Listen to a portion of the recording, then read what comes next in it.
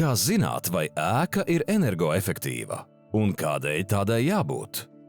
Izvēloties būvēt vai atjaunot savu mājokli, energoefektivitātes principu ievērošana ir gudra un pārdomāta izvēle, kas ilgtermiņā ievērojami samazina arī energoresursu izmaksu svārstību ietekmi uz ēkas kopējām izmaksām.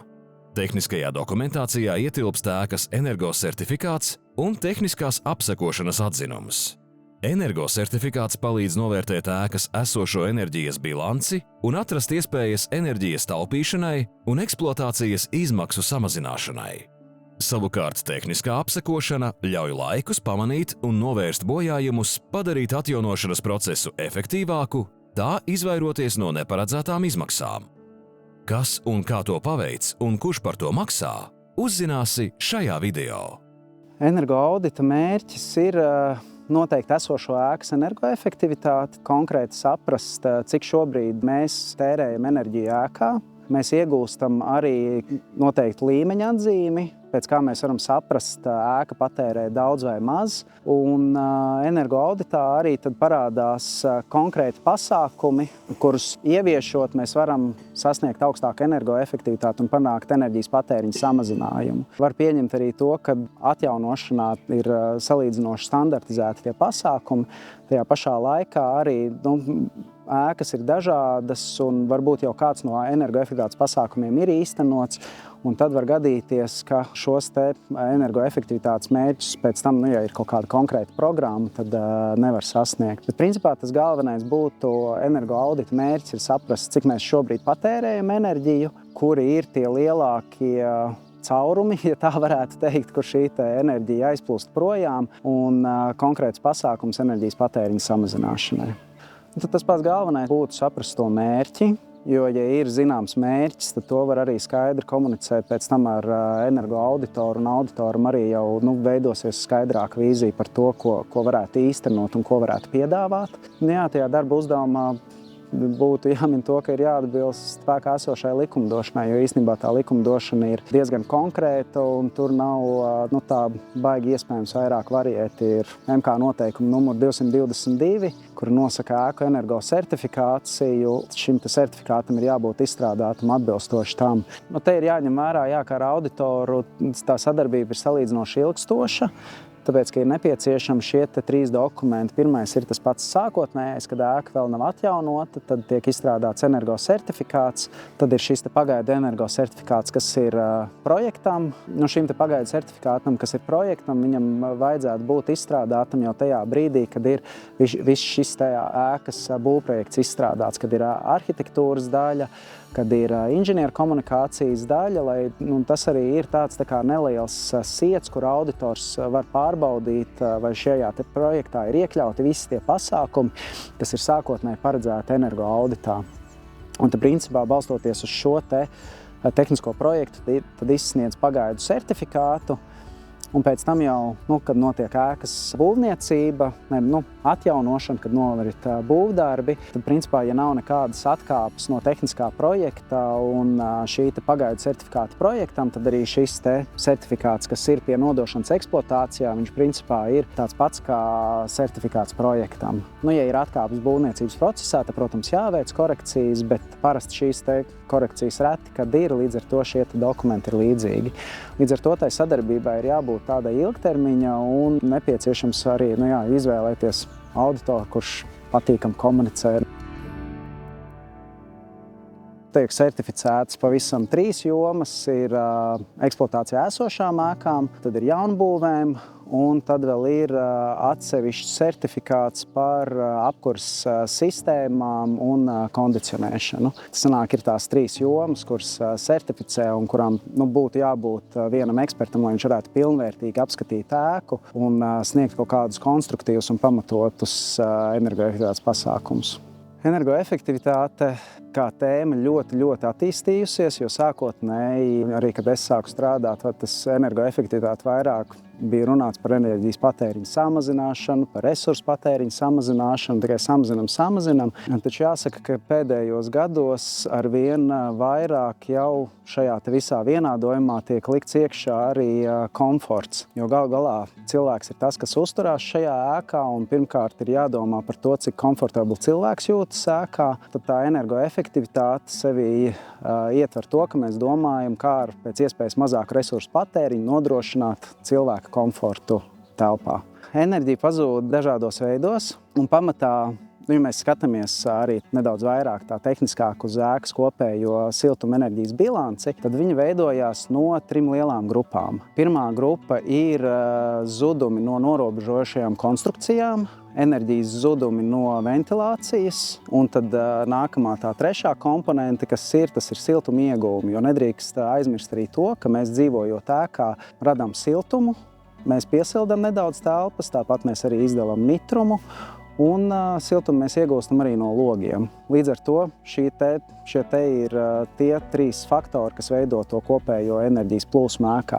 Arī grūti īstenībā ir izdalīt un pateikt, no kurienes zūd visvairāk siltums, tāpēc ka ēkas ir ļoti, ļoti dažādas, jo ēkām vēl ir tāds jēdziens kā kompaktuma faktors. Un tas atkal nozīmē, cik ēkas norobežojošās konstrukcijas ir lielas attiecībā pret iekšējo tilpumu.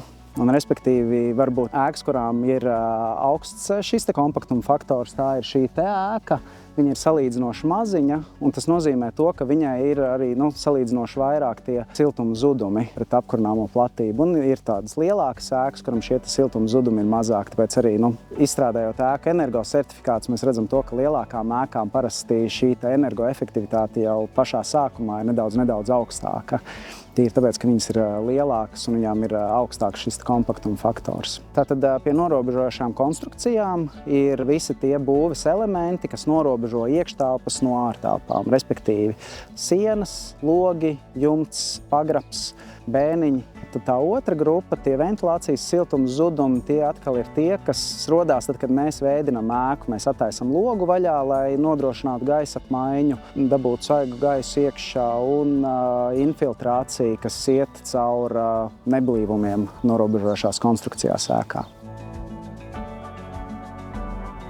Iedzīvotājiem šis process sākās noteikti ar to, ka tiek apkopoti nepieciešami izejas dati. Un tie būs nepieciešami jebkurā gadījumā, neatkarīgi no tā, kurš eksperts veiks šo te novērtējumu. Un tie nepieciešamie izejas dati būtu ēkas inventarizācijas lieta, kurai obligāti tajā būtu jāparādās ēkas eksplikācijai, kur ir parādītas dažādās telpu grupas un to platības. Un tad noteikti inventarizācijas lietā ir jāparādās arī ēkas stāvu plāniem, lai varētu precīzi noteikt norobežojošo konstrukciju dimensijas. Tad otra lieta būtu enerģijas patēriņa dati. Pie enerģijas patēriņa datiem atkal ir tāda ļoti liela dažādība, kas var būt. Ēkai var būt dažādi enerģijas avoti, respektīvi ēka var būt pieslēgta centralizētajai siltumapgādes sistēmai, ēkai var būt savs gāzes apkures katls, smalkas apkures katls vai kāds cits kurināmais.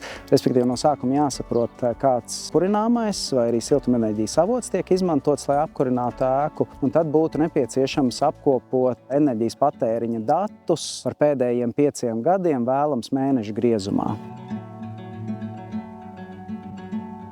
Ja mēs runājam par finansēšanu, tad ir iespējas arī pieteikties līdzfinansējumam. Tam pašam Altumam šobrīd ir līdzfinansējums tehniskās dokumentācijas izstrādē. Viņiem tiesa arī tas līdzfinansējums ir pieejams tajā gadījumā, ja ēka pēc tam arī tiek atjaunota Altuma finanšu instrumentu ietvaros. Taču tāpat arī Rīgas enerģētikas aģentūrai ir pieejams līdzfinansējums tehniskās dokumentācijas izstrādē. Ļoti svarīgi arī saprast to, ka, protams, ja jūs vēlaties saņemt kaut kādu līdzfinansējumu, tad pirms darba iepirkšanas un pirms darba vispār uzsākšanas ir nepieciešams kārtīgi iepazīties ar konkrētās programmas noteikumiem, jo tur var būt kaut kādas specifiskās atrunas, ko nepieciešams ņemt arī vērā auditoram izstrādājot, piemēram, tās pašas atsauces uz to, ka šis audits ir izstrādāts atbilstoši tādam un tādam līdzfinansējumam.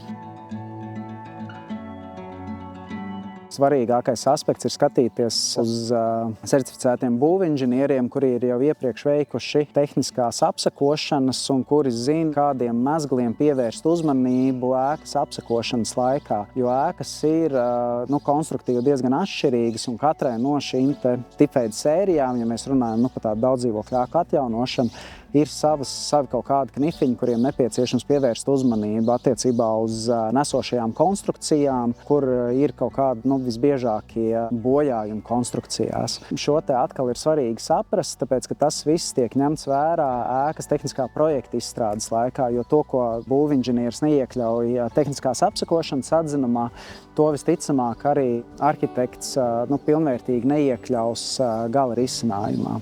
Respektīvi, tad, kad ir sagatavots ēkas energosertifikāts un mums ir ēkas tehniskās apsekošanas atzinums, tad šie te ir tie divi pamatdokumenti, kas nosaka to ēkas esošo stāvokli, un tad tos var sniegt iekšā jau projektētājam, un tad projektētājs balstoties uz šiem te diviem dokumentiem izstrādā ēkas atjaunošanas tehnisko projektu. Un šeit tās divas lielās kategorijas, kas tiek apskatītas, tās ir, protams, no arhitektūras daļa, kur ir ēkas norobežojošās konstrukcijas, kur tiek risināti dažādi mezgli ēkas siltināšanai un ēkas tehniskās sistēmas, kur būtu AVK daļa, tad tā ir apkura ventilācija kondicionēšana un UK daļa, kas būtu ūdens kanalizācija. Un tur savukārt būtu jāskatās tie risinājumi, kas ir paredzēti karstā ūdens apgādes sistēmā. Pie inženieru sistēmām arī tā ir viena ļoti liela sadaļa, ko iepriekš ir nepieciešams izrunāt ar iedzīvotājiem. Tas ir, cik ļoti detalizēti viņi vēlas atjaunot ēkas inženieru sistēmas. Ir gadījumi, kad iedzīvotāji vispār nepievērš uzmanību ēkas inženieru komunikācijām. Tas, protams, nav vēlams, jo visas šīs sistēmas ir nokalpojošas. Ir jādomā ne tikai par apkuras sistēmu, karstā ūdens sistēmu, bet arī par kanalizāciju un lietas ūdens novadīšanu. Jo tie iedzīvotāji, kur par šīm tēmām nav domājuši, agri vai vēlu pie tā nonāk, jo šīs trubas ir vecas, viņas plīst. Un tad atkal ēkas atjaunošanas šajā projektā ir jāskatās, vai visas šīs daļas ir iekļautas un pilnvērtīgi apskatītas. Process jau ir vienkāršs. Valstī ir certifikācijas sistēma, un tikai certificēts energoauditors var veikt šādus auditus. Turklāt tur ir jāskatās, manuprāt, tā kvalifikācija. Viņiem arī ir dažādi, es varu neprecīzi izteikties, bet, teiksim, viens var darīt to, otrs to un trešais visu. Certificētu energoauditoru saraksts ir pieejams internetā. Otrs, protams, personīgie kontakti, jo mūsu gadījumā bija mūsu mājas projektu veidoja cilvēks, kas ir saistīts ar šo māju, arhitekta Ingūna Livkiša. Viņa patiešām gribēja mums palīdzēt, veidojot šo projektu. Un arī viņas profesionālā darbībā viņa, protams, strādā gan ar energoauditoriem, gan ar būvniekiem, gan ar, projektētājiem. Vienmēr, ja jūs kādu cilvēku jums iesaka, pārbaudiet šajā certificēto energoauditoru sarakstā, pārliecināties, ka viņam patiešām arī ir certifikāts, uzklausiet atsauksmes. Vienmēr ir arī svarīgi citu objektu pieredze, kā ir gājis ar to. Un nekautrējieties, ir īpaši, ja jums ir paredzēts, ka projekts tālāk startēs programmā Altumā. Nekautrējieties zvanīt arī Altumam un lūgt viņu ieteikumus. Viņi varbūt neieteiks jums kādu, bet viņi pateiks, ar kuriem energoauditoriem vai ar kuriem projektu autoriem viņi sadarbojas, vai autoru uzraudzība, vai būvuzraugiem. Viņi ir kūrējuši tik daudz projektus, ka viņiem, protams, ir milzīga, jau var teikt, datu bāze par to. Praktiski visā posmā, pilnīgi visos plānošanas un sagatavošanas posmos ir jābūt ļoti precīzi, tādai ciešai sadarbībai, gan ar projekta autoru pirmām kārtām, gan ar visiem mezglu, izstrādājiem, tie, kas izstrādājums apkuras sistēmas renovāciju vai ūdensvadu un kanalizācijas sistēmas pārbūvi. Tur visam ir jābūt tādā sazobē. Mums nācās iet uz lieliem kompromisiem, jo māja ir liela. Naudas vajadzēja ļoti daudz, lai renovētu visu. Protams, ka mums nācās no kaut kā atteikties, un tad energoauditora un arī projekta autora norādījumi bija tie galvenie, jo viņi teica, nē, no šī mēs nevaram atteikties, no šīs aktivitātes, jo tad mēs zaudēsim tur un tur to energoefektivitātes ietaupījumu, un mēs nesasniegsim to vērtību. Tātad meklējam resursus, kurus no kā atteikties citā jomā. tai pašā laikā varbūt visiem likās, foršāk būtu norenovēt, tur, nezinu, izremontēt kāpņu telpas nekā tur to un to, ja? Bet to un to nedrīkstēja atcelt, jo tas ir tiešā veidā ietekmē energo ietaupījumu.